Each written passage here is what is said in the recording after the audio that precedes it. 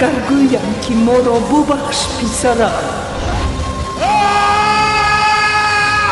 ما را بخشیده میتوانی پسرم. در هر چیز این خانه پای باران است.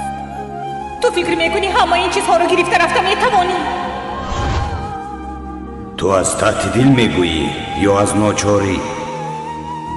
اکنون آن گناه ما که پسی در خواب پنهان کرده بودیم آشکار شد.